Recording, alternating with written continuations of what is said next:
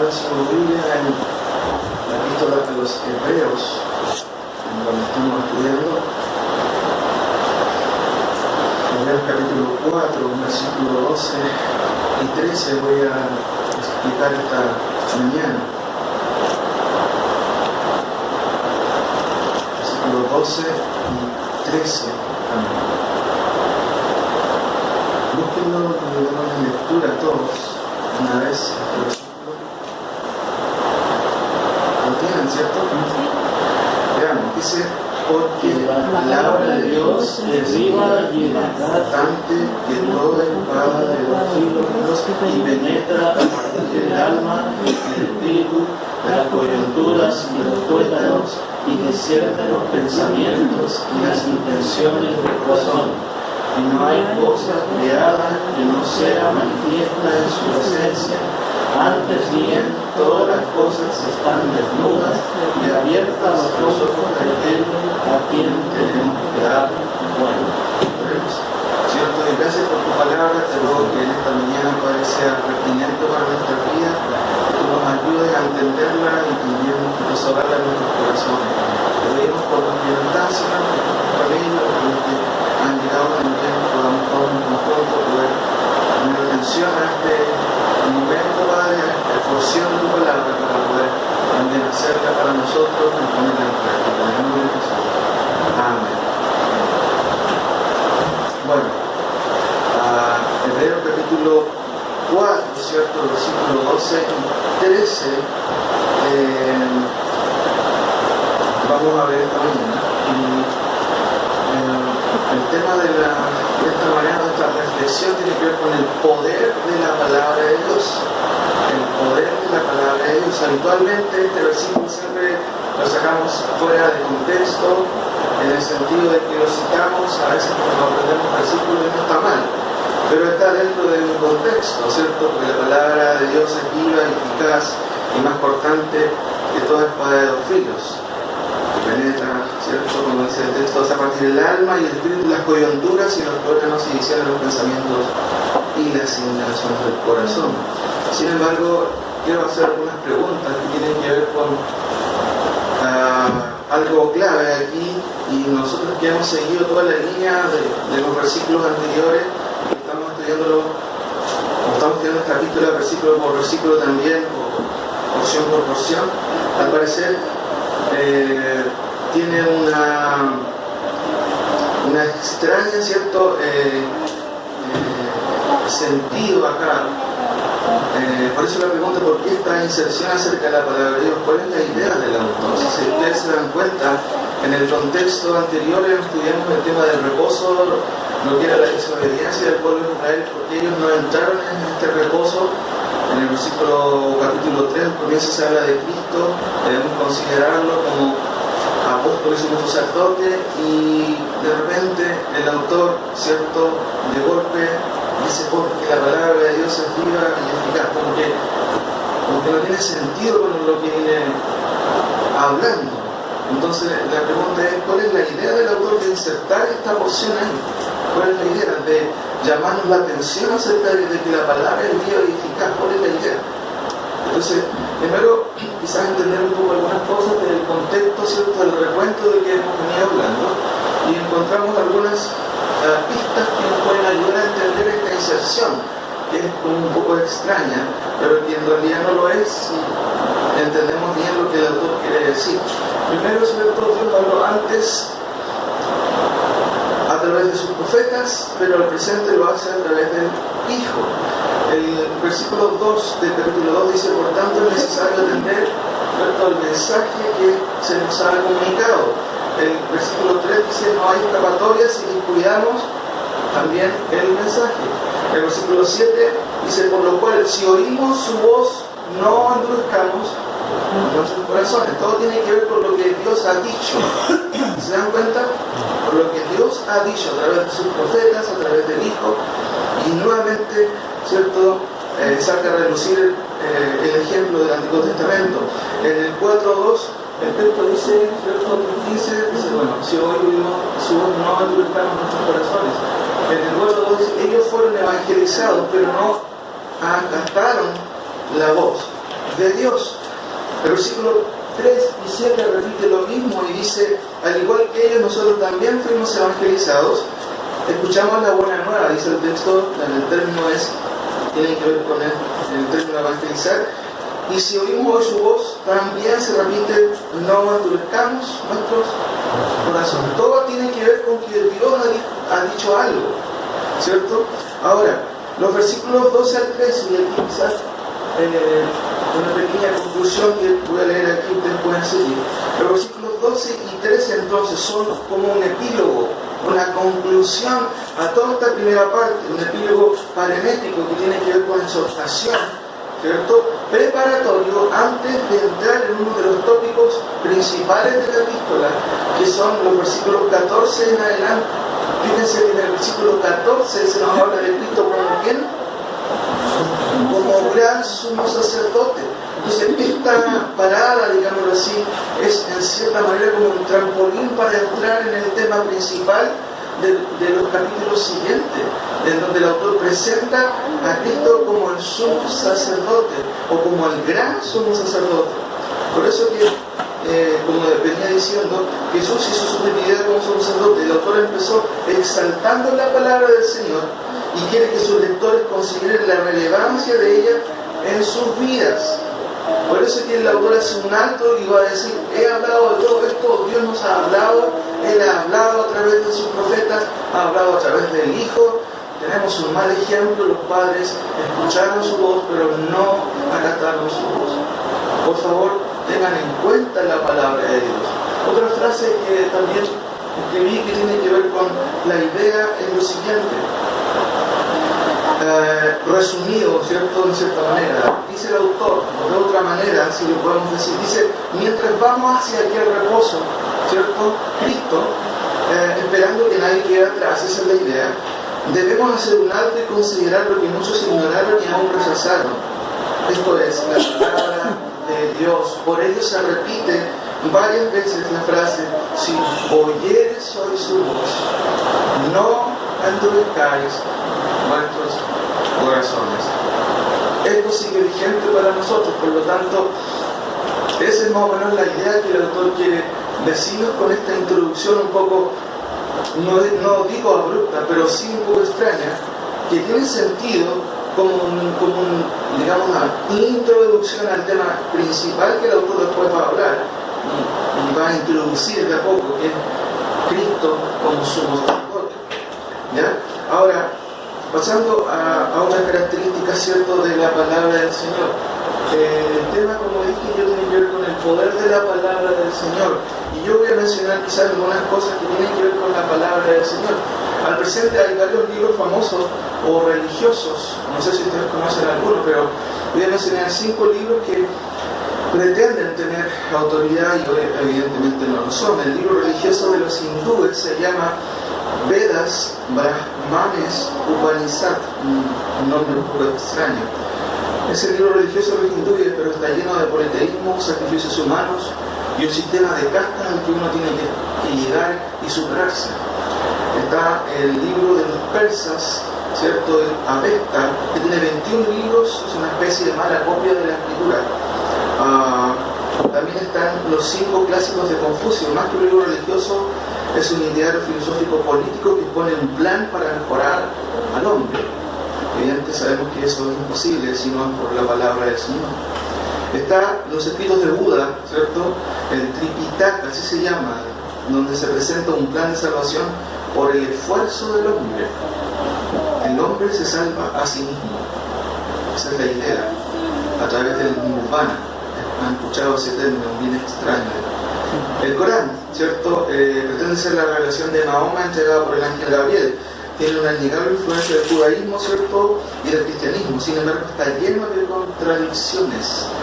Y por último, tenemos el libro del Mormón, traído por el ángel. ¿Se acuerdan cómo se llama? El ángel Morón.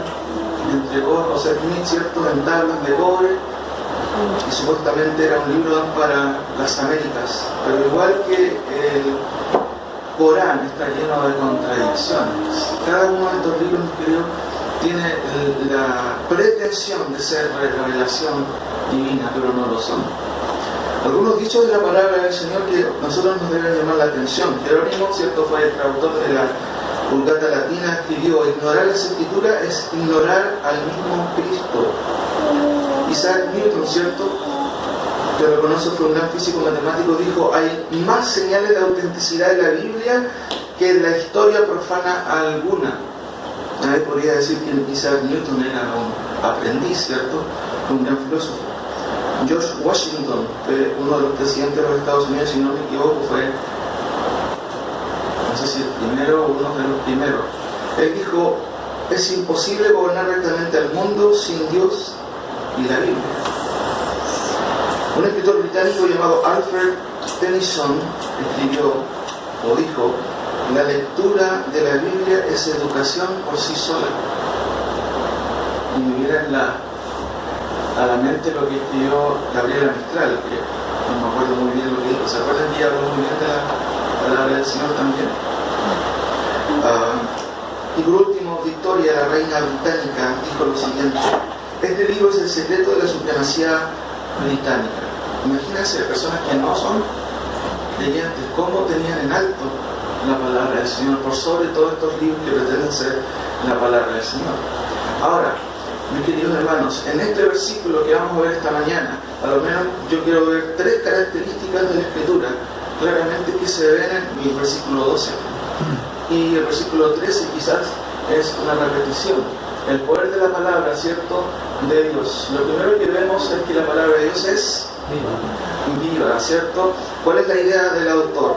Leemos, dice: porque la palabra de Dios es viva. Eso es lo primero que dice, ¿cierto? Y ahí hay algunos adjetivos más. Dice que es viva y eficaz y más cortante que toda espada de dos filos. Lo que sigue a continuación: y penetra hasta partir el alma y el espíritu de las coyunturas y los tuétanos y discierne los pensamientos y las intenciones del corazón. Pero es el ejemplo que nos da de la palabra. ¿Cuál es el poder de ella? Pero la descripción en sí de la palabra tiene que ver con tres adjetivos aquí al principio. Primero, lo que debemos notar es que dice que es la palabra de Dios, ¿cierto? La palabra de Dios. En primer lugar, tiene que ver esto de esta frase de la palabra de Dios con la palabra que tiene Dios, ¿cierto? Segundo, la palabra que se origina en Dios. Esto habla de la agencia, de dónde viene esta palabra. Y por último, la fuente, la palabra que da Dios. Estos tres conceptos, ¿cierto?, tienen que o están incluidos en esta pequeña preposición de, ¿cierto?, que en el estudio del griego se habla del genitivo, ¿cierto? El genitivo del sujeto, que es la palabra de Dios; el genitivo de agencia, que es la palabra que se origina en Dios; y la palabra o el genitivo de fuente, que es la palabra que Dios da. Eso es importante recalcarlo, ¿cierto? La palabra de Dios. La idea aquí se describe, mi hermano, como con una palabra, una figura retórica que habla de la conjunción, ¿cierto?, o la repetición de la conjunción y, fíjense, porque la palabra de Dios es viva y eficaz y más cortante que espada de dos filos. Esto se llama polisíndeton, y tiene la idea como de remarcar una cosa a través de esta conjunción. Pequeños detalles que nos hablan de que el autor no hizo o no fue tautológico, o como se dice de otra manera, reiterativo, o porque simplemente quiso agregar ahí algunas palabras. Porque la palabra de Dios es viva y eficaz y más cortante. Pero analizando el primer término, el texto en el original empieza no con esta conjunción, ¿cierto?, digamos así, de causalidad, porque la palabra de Dios es viva. Empieza así, fíjense: viviente es porque la palabra de Dios es poderosa. Empieza con la palabra viviente, o viva es la palabra de Dios. ¿Cuál es la idea, mis queridos hermanos? De hecho, es un verbo, son, así se lee, son. Ahí viene zoe también, que es bien parecido, pero es un verbo en participio presente, son, y la idea es esta: está viviendo permanentemente la palabra de Dios. El autor lo que está diciendo es que la palabra es viva, ¿cierto? No es palabra muerta, es activa. Esa es la idea. Recuerden que Pablo, hablando de la palabra del Señor en 2 Timoteo, dijo que toda la palabra es inspirada por Dios, insuflada. Y él inventó un término, ¿cierto? Theuneptos, que habla de teos y neutos. Teos es Dios y neutos habla de soplar. Pero es no solamente soplar, sino insuflada. Viene de adentro de Dios. ¿Me entienden? Un ejemplo claro lo vemos en Génesis 2.7. Génesis 2.7, en donde claramente su palabra exhalada de su boca provoca vida. 2.7 es un versículo en donde se señala la creación del hombre. Dice, y sopló, en este contexto sujeto es Dios, y sopló aliento de vida, y fue el hombre un ser viviente.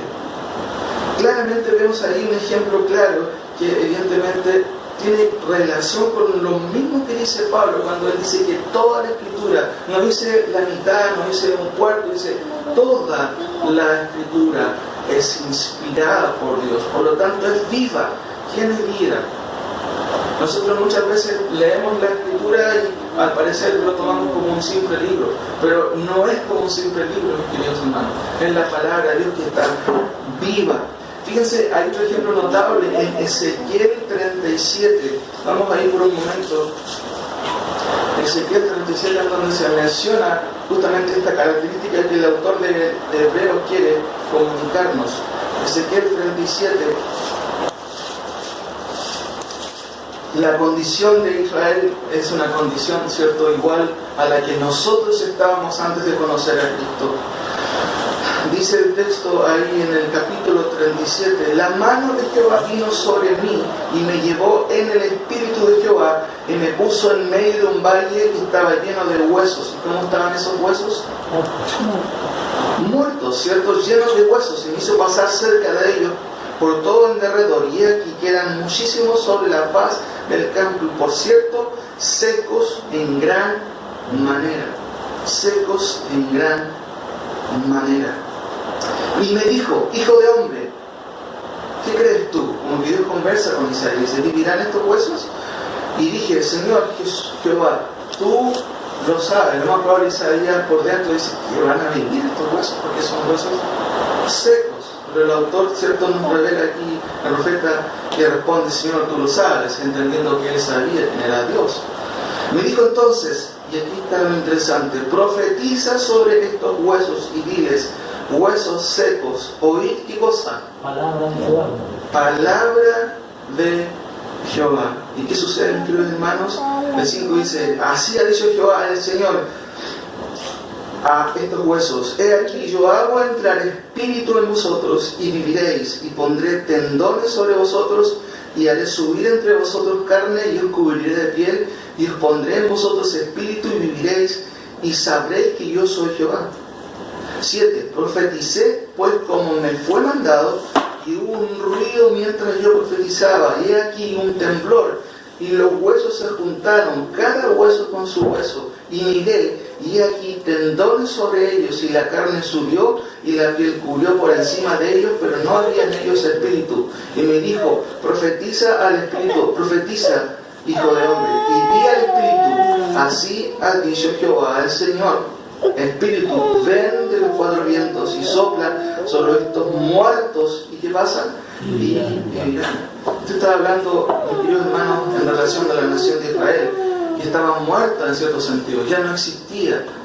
Sin embargo, la profecía tenía que ver con que Dios iba a dar vida al pueblo de Israel nuevamente, y claramente eso se produce por la palabra de Dios. Primera Pedro 1:23, vamos al Nuevo Testamento otra vez. Fíjense que el autor Pedro también nos dice acerca de la palabra del Señor, subrayando lo que ya hemos visto. Primera de Pedro 1:23, hablando de nosotros, ¿cierto? De cómo nosotros despertamos a la vida. Dice, siendo renacidos. La palabra re ¿cierto? No es el acorde solamente, ¿cierto? Tiene que ver con que una persona es nuevamente nacida, y eso tiene que ver con el nuevo nacimiento. ¿Y cómo se produce el nuevo nacimiento? Pedro quiere asegurarse de que sus oyentes entiendan bien cómo somos nacidos. Dice, no de semilla corruptible, ¿cierto? Usando la figura de las esporas, que las esporas son las semillas, ¿cierto? Dice, no de simiente corruptible, sino incorruptible. ¿Y cuál es esta semilla o espora incorruptible? Él lo va a decir, por la palabra de Dios, o mediante la palabra de Dios. Esa es la idea de la proposición ahí, o la preposición, por la palabra de Dios, mediante la palabra de Dios. ¿Y cómo es esta palabra de Dios? Que vive y permanece para siempre, ¿cierto? Por último, Santiago 1:18, versículos que hemos leído y que nos recuerdan el poder de la palabra del Señor, justamente porque está viva la palabra de Dios, es viva. Santiago 1:18, ¿cierto? Dice lo siguiente, lo hemos leído en otras ocasiones. Dice, y Él de su voluntad, o en el ejercicio de su voluntad, dice otra versión, nos hizo nacer. Y fíjense la preposición por, que es la preposición causativa, mediante la palabra de verdad. ¿Cómo es que alguien puede nacer de nuevo, hermano? ¿A través de qué? De la palabra de Dios, de escuchar la palabra de Dios. Así que la fe viene por el oír, y el oír por, otra vez, mediante la palabra de Dios. Todos estos versículos, mis queridos hermanos, nos hablan de qué cosa, de que la palabra es viviente, ¿cierto? La palabra vivifica a la persona, nos vivifica a nosotros, justamente porque ella es viva. Como dice el versículo, la palabra de Dios es viva y eficaz. Lo segundo, como ya menciono, ¿cierto?, es que ella es, volvamos a hebreo, es eficaz, porque la palabra de Dios es viva, está activa, ¿cierto? No está muerta, es viva, produce vida, genera vida, ¿cierto? Pero además es eficaz. Y aquí explicar algunas cosas. No se trata principalmente de autoridad aquí, ¿cierto? Que está incluido. Y dijo Dios y se acabó la discusión, como hacían los profetas. Recuerden, dijo Dios y no había nada más que decir o agregar. Eso es autoridad. Pero aquí la idea tiene que ver con la eficacia de la palabra, ¿cierto? Se trata del poder de ella, de este adjetivo eficaz, ¿cierto?, donde se subraya la eficacia de la palabra, las características que tiene por justamente estar viva.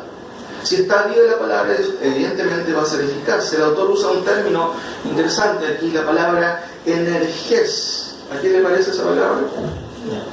Energía, ¿cierto? Energés, que significa enérgica, eficaz, eficiente y poderosa. De ahí viene nuestra palabra energía, ¿cierto?, que aduce, ¿cierto?, a lo que es la corriente, por ejemplo, la energía de la corriente, que está activa, que es poderosa. No se trata, por otro lado, de una energía, digámoslo así, creo que hay dos tipos de corriente, ¿cierto?, la corriente alterna y la continua, ¿cierto? Ahí son diferentes. Podríamos decir que la palabra de Dios es eficaz en el sentido de que es continua, no es una corriente, digámoslo así, oscilante, ¿cierto? Es una energía constante, ¿cierto? Por ejemplo, Génesis 1:13, y dijo Dios, sea la luz, un imperativo, ¿y qué sucedió? ¿Y qué dice después del versículo? Y dijo Dios, sea la luz, y con el tiempo fue la luz. ¿Cómo dice el 1:3? Mire, vaya ahí en su Biblia. Y fue la luz, ¿cierto? Y la luz fue. El día de hoy es increíble, y menciono algo acerca de esto. Algunos teólogos, que de hecho son protestantes creyentes, han abrazado algunas ideas de la evolución, y hay un autor que habla de que Dios quizás pudo haber utilizado la evolución en el comienzo de la creación.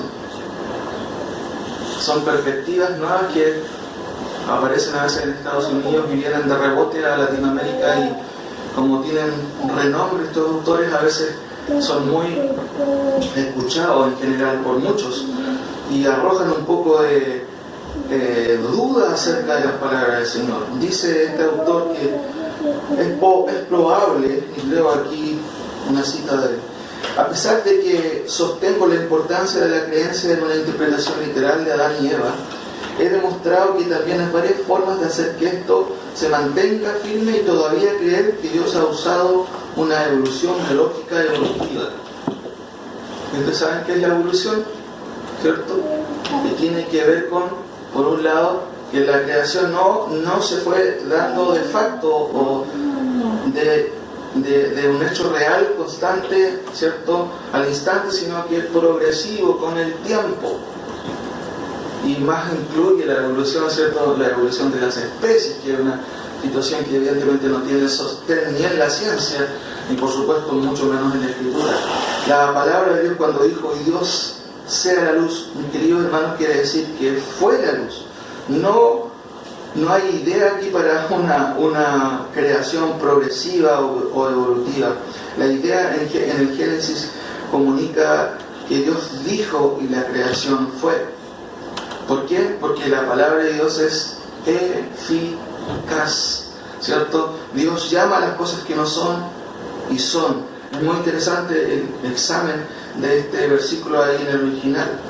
Pero Pablo también usa esta misma idea, mis queridos hermanos, en 1 Tesalonicenses 2:13. Si ustedes pueden ver, usa el mismo término, energés, que viene de la palabra energía.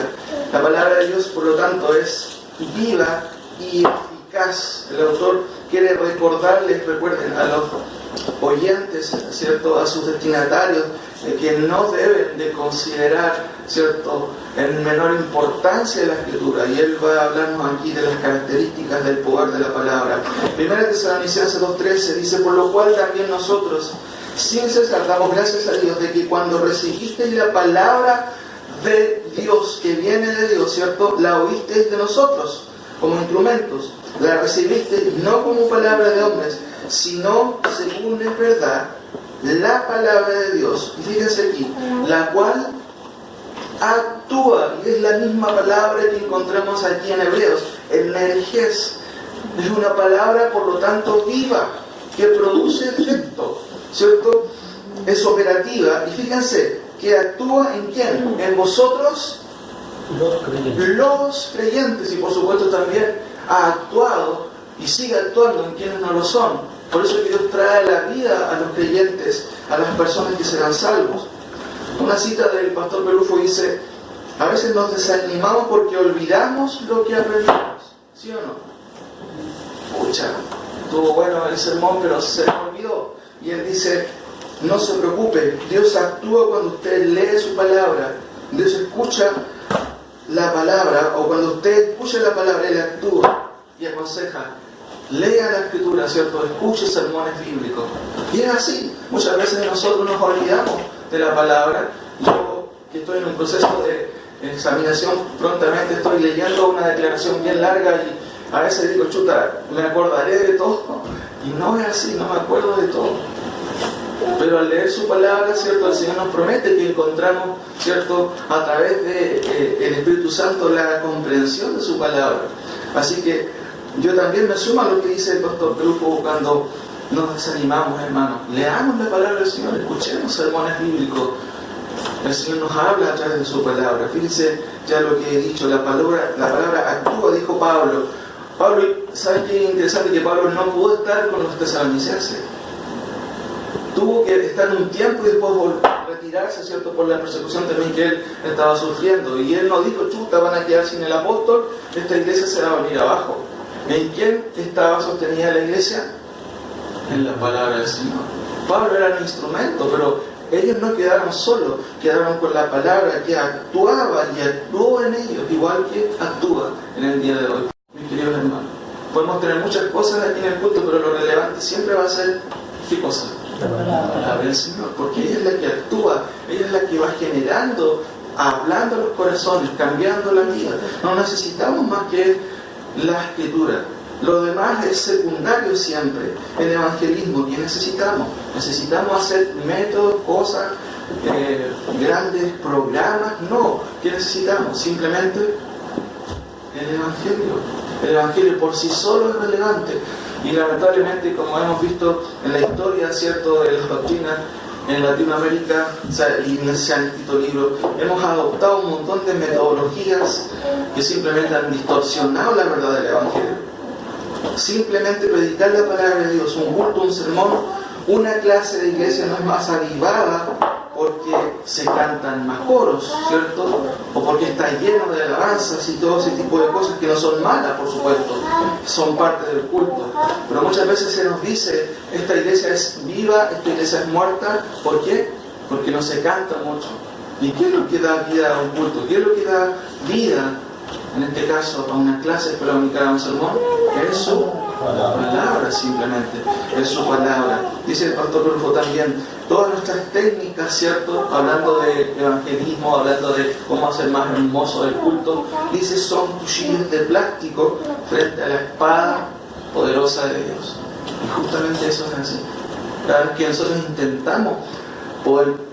intentamos hacer relevante lo que es por sí relevante, ¿cierto?, es algo infructuoso. Sí, a veces simplemente lo que estamos es probando lo que ya es relevante, que es su palabra, mi querido hermano. Está de moda en el día de hoy también lo que es la rehabilitación de las iglesias, o reavivar las iglesias, ¿cierto? ¿Cómo podemos vivificar a la iglesia? En el día de hoy hay muchas iglesias que están pasando por situaciones complicadas, en donde no se predica la palabra, en donde está un poco fría la situación, y hay métodos que se hacen para rehabilitar la iglesia, levantarla hacia arriba. Bueno, ¿qué necesitamos para rehabilitar la iglesia? ¿Qué creen ustedes? Estudiar la palabra. Simplemente exponer las Escrituras, porque ella es viva, como dice el autor, porque la palabra de Dios es viva, es viviente, mis queridos hermanos.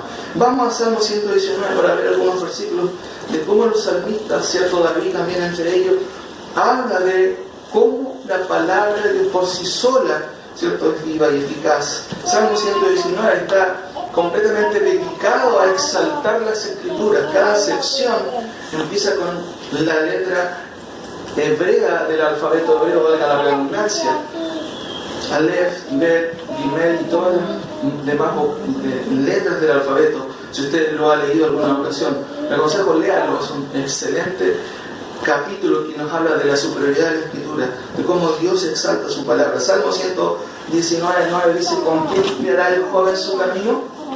Con guardar. Lo sabemos de memoria. Con guardar su palabra, ¿cierto? ¿Cómo el joven puede librarse de los malos caminos? ¿Cómo? Guardando su palabra. ¿Qué significa guardar su palabra? No significa llegar a la casa y guardar la Biblia, ¿cierto? Significa obedecerla, conservarla en el corazón, atesorarla. Salmo 119:25. ¿Qué pasa cuando está abatida nuestra alma? Dice, abatida hasta el polvo está mi alma. Imagínense la condición del salmista, hasta el polvo, estaba tirado en el suelo este hombre de angustia. Pero ¿qué dice? Vivifícame según tu palabra. Fíjense que la palabra tiene que poder vivificar nuestra alma. ¿Dónde deberíamos recurrir, cierto, cuando estamos en angustia? A la palabra del Señor. A la palabra del Señor. Y esto nos habla a todos, a mí, a ustedes. Cuando pasamos por angustia, a veces evidentemente está la medicina y a veces nos ayuda, pero nosotros deberíamos ir a la palabra de Dios, como el salmista claramente dice, vivifícame según tu palabra. ¿Por qué el autor habrá dicho vivifícame según tu palabra? Porque sabía que la palabra de Dios le iba a vivificar, porque sabía el poder de ella. El versículo 28 del mismo capítulo dice, se deshace mi alma de qué cosa? De ansiedad. Todos pasamos por momentos de ansiedad, pero el autor dice, susténtame según Tu palabra. otra vez, según tu palabra. Si estamos ansiosos, ¿a dónde deberíamos recurrir? A la palabra del Señor, hermano. Y a veces a veces debemos confesar, no es fácil. Pretendemos ir a la palabra, queremos buscar ahí descanso, pasan 2 minutos y volvemos en nuestra ansiedad y nos cuesta. Pero esa es una lucha que tenemos, me incluyo yo, ¿cierto? En y un desafío de que encontramos en su palabra justamente el descanso. Debemos practicar eso, debemos buscar ese descanso. El versículo 58 dice: tu presencia supliqué de todo corazón, ten misericordia de mí. Otra vez, según tu palabra. Nuevamente se recalca, se subraya la importancia de la palabra. El 74, fíjense lo que dice el versículo 74: los que te temen me verán y se alegrarán, porque en tu palabra he esperado. ¿Se dan cuenta, mis queridos hermanos? Si la palabra no fuera viva, como dice el autor de Hebreos, el salmista y los autores acá no hubieran dicho tantas cosas, ¿cierto?, de la palabra, pero porque es viva, ¿cierto?, y es eficaz, como estoy diciendo también, ellos pudieron llegar y decir todas estas cosas. El versículo 104: de tus mandamientos he adquirido inteligencia. ¿Quieres ser inteligente? ¿Queremos ser inteligentes? ¿Qué debemos hacer? Escudriñar la Escritura, escudriñar sus mandamientos. La segunda parte dice: por tanto he aborrecido todo camino de mentira. ¿Cómo podemos aborrecer los caminos de mentira de este mundo? Conociendo qué cosa, su palabra. Por último, el versículo 105, ¿cierto?, muy conocido para nosotros: lámpara es a mis pies tu palabra, y más encima es una luz en mi camino. Entonces, mis queridos hermanos, la palabra de Dios no solamente es viva, está viviente, tiene el poder de cambiar la vida. Por eso es que nosotros deberíamos en nuestras casas tener siempre, ¿qué cosa?, en nuestras paredes, un póster de un cantante, versículos bíblicos, mis queridos hermanos. Estoy fabricando ahora unos pósteres para la pieza de Josué con versículos ahí, con los 10 mandamientos y todo, y voy a ver cómo me va a salir. Porque yo sé que la palabra de Dios, hermano, vivifica. ¿Cómo no voy a hacer eso con los pequeños, con mis hijos? Y cada uno de nosotros deberíamos tener eso siempre en nuestro hogar, la palabra, leer la palabra del Señor. Y tenemos un versículo, ¿cierto? Desear como niño recién nacido la leche espiritual no adulterada, para que por ella crezcáis para salvación. Mi mamá tenía esa costumbre de llenarnos la pieza de versículos bíblicos, y muchos de los versículos que yo aprendí de memoria fueron porque estaban ahí. Me levantaba y ahí estaba el versículo. Después de un tiempo cambiaba el versículo y ahí otra vez.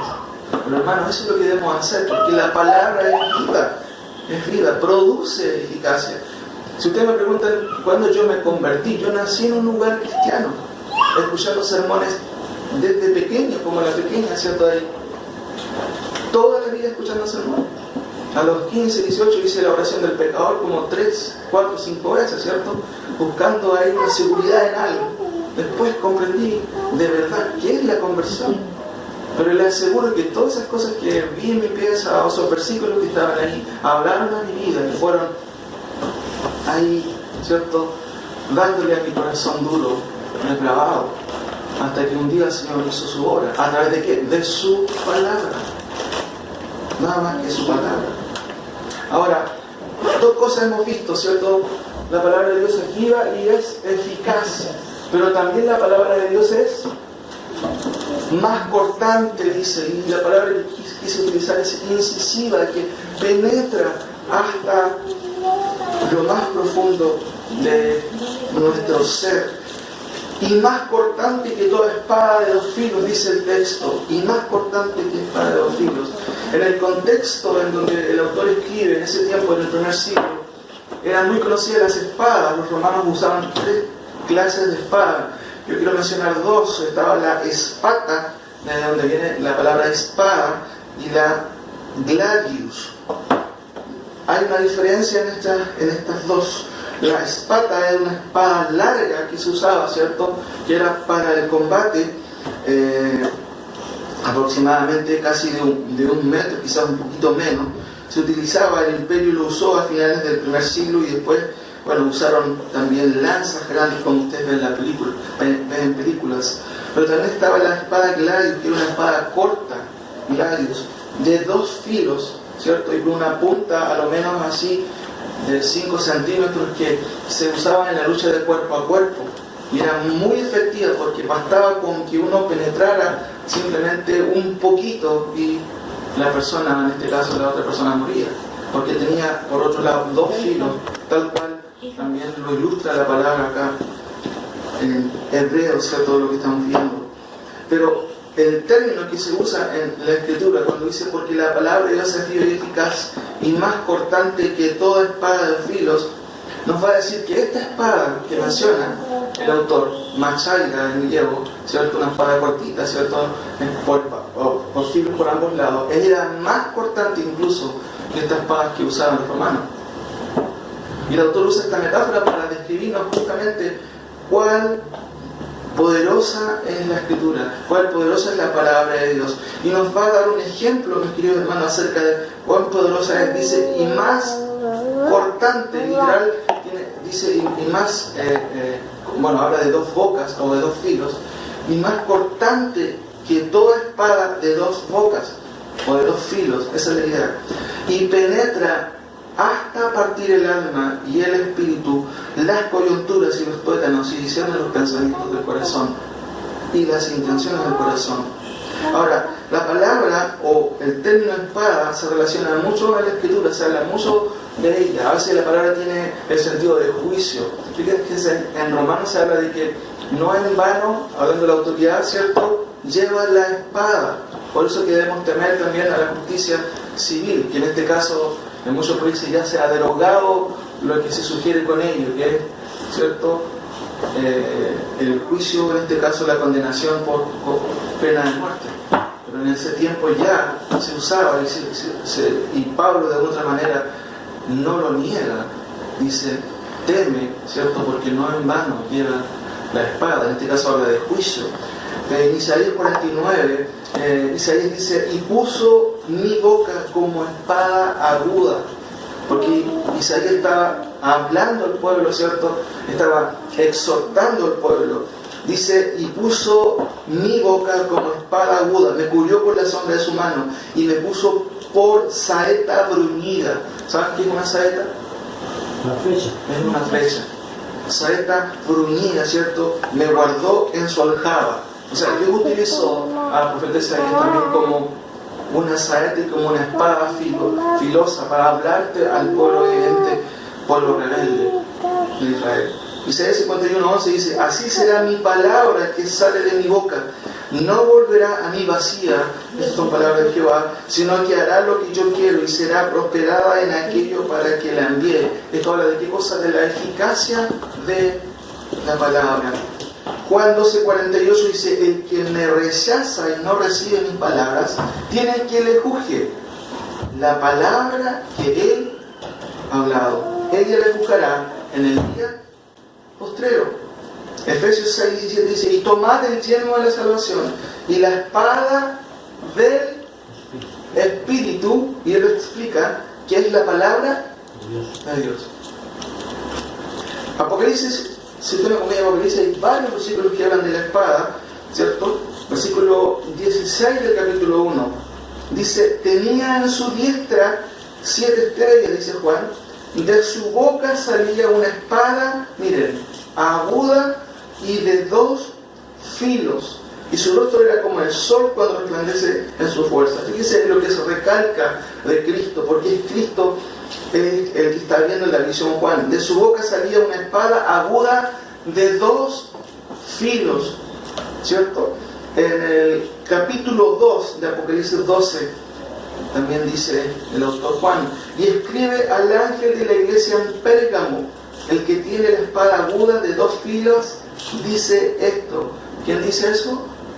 Cristo, que tiene la espada de 2 filos. Con su palabra, ¿cierto?, él dice y llega esa palabra, ¿cierto?, como juicio, ¿cierto?, a quienes está dirigiéndose. El versículo 16 del capítulo 2 de Apocalipsis, Jesucristo también es el que habla. Dice, por tanto arrepiéntete, pues si no vendré a ti y pelearé contra ellos con la espada de mi boca. Si se dan cuenta, la palabra de Dios aquí se utiliza en ese sentido como palabra de juicio. El versículo 15 de Apocalipsis 19, versículo 15 del capítulo 19, mire lo que dice. De su boca, ¿cierto? Hablando de Cristo también, sale una espada aguda, puntiaguda, ¿cierto? Para herir con ella a las naciones, y él las regirá con vara de hierro, y él pisará el vino del furor y de la ira del Dios Todopoderoso. Esto es cuando Cristo vuelve en su segunda venida. Pero se recalca, ¿cierto? De su boca sale una espada aguda. Su palabra es, ¿cierto?, penetrante. Su palabra, ¿cierto?, es una palabra también de juicio. Y finalmente en el versículo 21 del capítulo 19 dice: y los demás fueron muertos con la espada que salía de la boca del que montaba el caballo, y todas las aves se saciaron de las carnes de ellos. O sea, claramente la palabra de Dios aquí, ¿cierto?, comparada con una espada, como el autor también nos dice, es realmente eficaz. Por eso, por un lado, la palabra es viva, ¿cierto? Está viva, está activa, es eficaz, ¿cierto? La palabra energias está activa y está trabajando, ¿cierto? Y además de ello es más cortante que toda espada de dos filos, y penetra hasta partir el alma y el espíritu y las coyunturas y los tuétanos, y discierne los pensamientos y las intenciones del corazón. Ahora, Pablo, el autor de Hebreos, el autor de Hebreos hace una división aquí, queridos hermanos. En primer lugar, él hace una división de lo que hace la espada, refiriéndose a la escritura. Dice: es más cortante que toda espada de dos filos, y penetra, ¿cierto?, ¿hasta dónde? Hasta partir el alma y el espíritu, ¿cierto? Y además las coyunturas y los tuétanos. La palabra de Dios tiene la capacidad, hermanos, de llegar a lo más profundo del ser. Alma, espíritu y cuerpo son mencionados aquí. El alma, la palabra suje, que tiene que ver con lo almático, los sentimientos, todo lo que tiene que ver con lo que sentimos, lo que está dentro de nosotros, lo que nos hace relacionarnos con los demás. Hasta ese lugar es capaz de partir, de llegar. La idea es que la palabra de Dios abre camino, ¿cierto?, por un lado, llega y después separa. Es como lo que hace un cirujano con el bisturí: corta, abre y después separa. Pero la idea principal, esencial aquí en primera instancia, es que penetra hasta el alma, ¿cierto?, hasta el espíritu, ¿cierto?, y hasta las coyunturas. El término es coyunturas y tuétanos. La palabra tuétanos tiene que ver con la médula del hueso, que es lo que está dentro justamente del hueso. Y eso hace también una alusión a que la palabra de Dios penetra hasta lo más profundo de nuestro ser. Por eso que se usa la palabra espíritu ahora de neuma. La intención del autor quizás no es hacer una dicotomía en el sentido de describirnos cómo es el hombre, pero es interesante que él separa las dos cosas: el alma por un lado y el espíritu. El espíritu, hermano, tiene que ver con el motor impulsor del alma. Es lo que nos impulsa y es lo que nos relaciona con Dios en ese sentido. Lo que está detrás de nosotros, ¿cierto?, siempre de cada motivación, también es impulsada por el espíritu. Ahora, hasta ese lugar es capaz de llegar la palabra de Dios. Pero la segunda parte del versículo es muy interesante, porque dice: y discierne los pensamientos y las intenciones del corazón. La palabra discierne es la palabra griega críticos. ¿Les suena parecido? La palabra es crítica. Y la idea, ¿cuál es el sentido de la palabra? A veces tenemos una connotación negativa de ese término, que eres crítico. ¿Saben qué, mi querido hermano? La palabra es crítica. Por eso es que se usa este adjetivo, discernir, críticos. Y la idea de este término griego es que la palabra juzga, separa, tamiza, discrimina y a la vez emite juicio sobre lo que examina. Fíjese lo que hace la palabra. Primero penetra hasta dónde, hasta donde no puede llegar el psicólogo, hasta donde no puede llegar incluso el pastor. La palabra tiene ese poder de hacerlo, de llegar hasta lo más profundo del ser. Pero una cosa que hace: penetra, se abre camino, después separa y juzga, justamente como hace un cirujano. Discrimina las cosas: esto aquí, esto para allá. Entonces, si se dan cuenta, la palabra del Señor no solamente nos exhorta, nos consuela, también saca a la luz lo que hay dentro de nosotros, mis queridos hermanos. Nos habla en nuestro culto personal, digámoslo así. Saca a la luz lo que hay dentro de nuestro corazón. Por eso que al final dice, y discierne o critica, ¿cierto? Separa, juzga las cosas, critica los pensamientos y las intenciones del corazón, el propósito que hay dentro de nosotros. Eso es lo que hace la palabra del Señor. Por eso que habla de la palabra incisiva. No solamente es viva, está activa, ¿cierto? Es por otro lado eficaz, porque es poderosa y porque está viva, por la redundancia, y es incisiva, penetrante, llega hasta donde el hombre no puede llegar. Ahora, ¿cuál es la idea de todo esto, mis queridos hermanos? Fíjense, son tres adjetivos que el autor menciona. La idea del autor aquí básicamente no es hacer una clase de medicina interna, por supuesto. La figura de alma, espíritu y coyunturas, creo que nos tiene la idea de que mostrarnos de que la palabra llega a esos lugares donde nadie más puede llegar. Por eso la idea del autor aquí es demostrar, mis queridos hermanos, a los incrédulos y los dudosos judíos que la palabra de Dios es tan penetrante que desnuda el corazón del hombre, revelando si éste cree o no. Recuerden que en el contexto que estamos viendo, los versículos anteriores, ¿cierto? La sección anterior, el autor dijo o escribió hablando de los judíos, de los padres, que ellos no creyeron a la palabra del Señor.